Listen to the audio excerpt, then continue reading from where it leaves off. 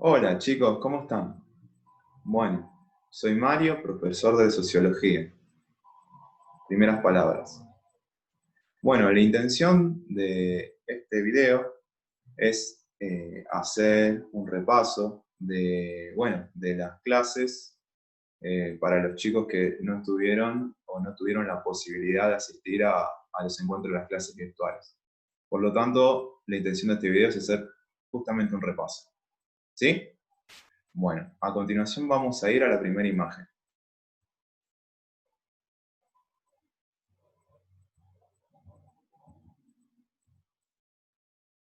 Bueno, ¿a quién tenemos aquí en esta primera imagen? Bueno, como algunos de ustedes ya sabrán, y algunos por ahí no estuvieron, no están al tanto de cómo viene con la materia, cómo se viene con la materia, los temas de la materia en la segunda unidad se viene trabajando, ¿sí? Se viene trabajando con los clásicos de la sociología, ¿sí? Nosotros, cada trabajo práctico está enfocado en trabajar en cada autor, justamente en la visión, en la teoría de cada autor considerado clásico de la materia. Bueno, ¿qué autores teníamos para trabajar? Bueno, teníamos a Weber, a Max Weber, a Karl Marx, ¿sí? Y a Emily Durkheim, ¿sí? Que son considerados tres autores de la sociología. Bueno, y en la clase de hoy, ¿sí? En este breve video, la idea es repasar algunas ideas, algunos conceptos importantes de este autor. ¿De cuál autor? De Durkheim, ¿sí? Vamos a pasar a la siguiente imagen.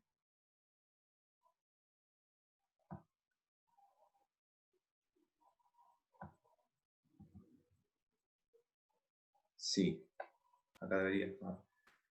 Bueno, ¿quién es Emily Durkheim? Bueno, Emily Durkheim es un sociólogo francés, como ustedes verán en la imagen, que aquí la tenemos presente una imagen postal de él. Bueno, no es contemporáneo a nosotros, como verán, él vivió mucho antes que se desataran las guerras mundiales. Pero bueno, donde vivió en Francia, él vivió en una sociedad golpeada, si se quiere decir, si lo queremos entender, por las consecuencias que fueron dejando la Revolución Francesa. Si ustedes recordarán, en historia o en ciudadanía política, habrán visto como uno de los grandes cambios, una de las grandes consecuencias fueron para la sociedad, para el advenimiento de la sociedad moderna, fueron la Revolución Francesa con la llegada de los cambios políticos, ¿sí? Y bueno, resulta que, bueno, que como consecuencias, la Revolución Francesa, además de romper con las formas de gobiernos aristocráticos o monárquicos, trajeron muchos años y muchas épocas de lo que se conoce como anarquías y como revueltas y caos y desorden social. Y bueno, vivir en ese contexto posterior a la Revolución Francesa traía consigo, bueno, preguntarse cómo la sociedad se puede establecer una conciliación o se puede plantear una armonía en una sociedad capitalista. Entonces, una de las grandes preguntas para este autor, para Emily Durkheim, es cómo se puede establecer el orden en una sociedad capitalista. ¿Sí? Esta es como la primera pregunta central para entender, interpretar la visión de este autor. ¿Sí? La pregunta por el orden social. Y bueno, aclarar que en Durkheim, y además en este contexto de cómo se pensaban los conocimientos, Durkheim tenía dos grandes influencias, ¿sí? Tenía por un lado la influencia de el positivismo, como ustedes verán en un práctico. Nosotros estuvimos haciendo unas preguntas sobre este tema de qué es el positivismo, que era una corriente del pensamiento que priorizaba los conocimientos científicos, que trataba de buscar, de establecer leyes universales, y además que los fenómenos se podían captar o se podían interpretar mediante la empiria, mediante la observación. Presten atención a este detalle, ¿sí? Bueno, Durkheim fue discípulo de los representantes del positivismo, como lo era Saint-Simon y Comte. ¿sí? Auguste Comte y Saint-Simon, también autores franceses, ¿sí? Acordemos que el positivismo tuvo mucha influencia en Francia, ¿sí? Por lo tanto dejó una gran herencia en los pensadores. Bueno, y para ello, Durkheim tuvo una gran influencia por el positivismo y de hecho reversionó el positivismo en su teoría sociológica, ¿sí? Por lo tanto, además, otra influencia también que tuvo Durkheim, que es lo que nos va a ayudar para pensar lo social o cómo miraba la sociedad de su interpretación, de su visión, es lo que se conoce como las miradas, las visiones organicistas o biologicistas, ¿sí? Bueno, con esto vamos a la siguiente imagen que a continuación les voy a compartir.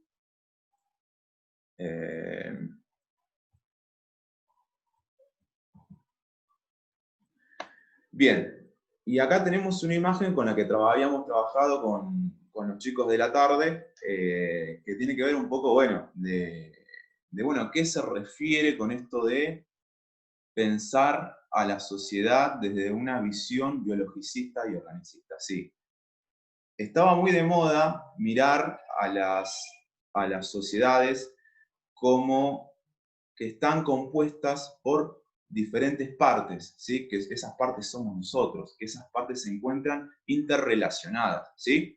Y además de estar interrelacionadas, Durkheim planteaba que lo social, planteaba una mirada holística de lo social, en el decir, en el plantear de que la sociedad va más allá de la suma de sus partes, ¿sí? La sociedad es más que la suma de sus partes, sí, la sociedad es todo lo que compone, todas las partes, ¿sí? Pero es algo más.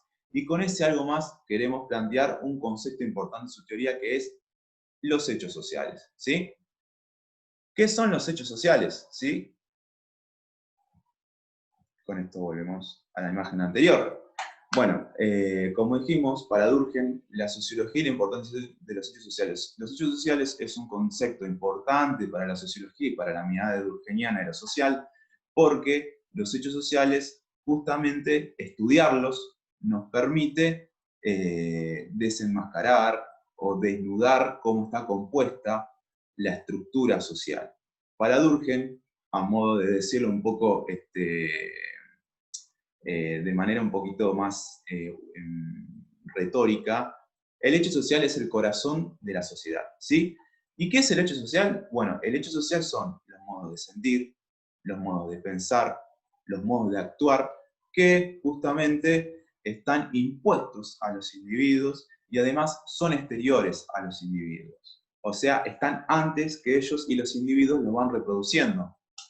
Una de las preguntas que están en los prácticos, bueno, ¿cuáles son los rasgos de los hechos sociales? Bueno, hay dos rasgos importantes, que es la exterioridad y la coerción. La exterioridad, la primera de ellas, el primer rasgo de hecho social, la exterioridad se refiere justamente a, bueno, a que los hechos sociales son exteriores a los individuos, están antes que los individuos, están antes que nosotros, y nosotros a la vez lo vamos reproduciendo. Y la coerción, que es este segundo atributo de los hechos sociales, se refiere justamente de que estos hechos sociales, estos modos de pensar, estos modos de sentir, estos modos de actuar, se nos imponen a nosotros, ¿sí? Se nos coercionan a nosotros, ¿sí? Nos son impuestos, ¿sí? De tal manera que nosotros los reproducimos y los repetimos, ¿sí? Bueno, esas son algunas características de los hechos sociales que, bueno, que se preguntan en el práctico, ¿sí? Y bueno, otra cosa que tiene relación con lo que es el positivismo, que es justamente que para Durkheim el positivismo tiene relación con el positivismo en el sentido de cómo se estudian los hechos sociales. Y bueno, los hechos sociales para Durkheim se estudian a partir de la observación, ¿sí? ¿Cómo planteaban los positivistas en aquel entonces? Con esto quiero decir Saint-Simon y sobre todo Comte, que planteaban que el positivismo es justamente un pensamiento, un modo de pensamiento donde planteaban que el conocimiento se podía alcanzar por la observación, ¿sí? Por la empiria, y a partir de ellos establecer una ley universal de los fenómenos. Bueno, con esto,